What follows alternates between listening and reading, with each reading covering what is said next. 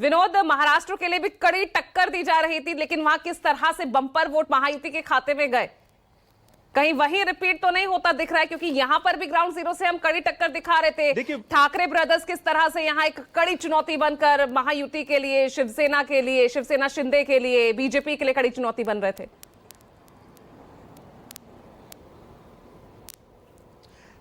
देखिए, मुंबई की अगर बात करें, मुंबई में वोटिंग परसेंटेज नहीं बढ़ा है पिछले 2017 के मुकाबले।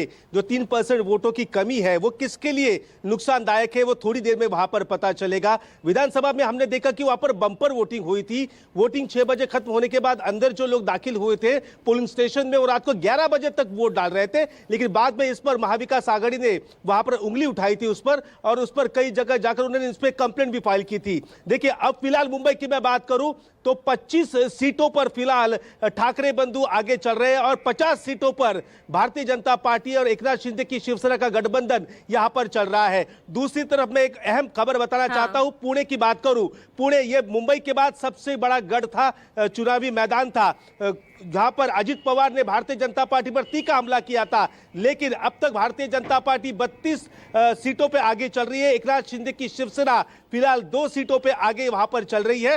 तो भारतीय जनता पार्टी के लिए अच्छी खबर है कि भारतीय जनता पार्टी पुणे में खुद का मेयर बनाने की ओर आगे बढ़ रही है और सबसे ज्यादा वहां पर उसकी सीटें बनती हुई वहां पर दिख रही है। दूसरे नंबर पर अजित पवार की सीटों के बारे में अब तक आंकड़ा सामने नहीं आया है। कोल्हापुर की मैं बात करूं तो कोल्हापुर में कांटे की टक्कर चल रही है कांग्रेस और भारतीय जनता पार्टी के बीच में। कांग्रेस 12 सीटों पे आगे है, तो दूसरी तरफ भारतीय जनता पार्टी शिवसेना का गठबंधन ये 10 सीटों पे आगे चल रहा है। मुंबई और पुणे में कड़ी लड़ाई यहां पर देखने को मिल रही है, लेकिन पुणे में भारतीय जनता पार्टी मुंबई से भी आगे बढ़ती हुई वहां पर दिखाई पड़ रही है। जी बिल्कुल भाई।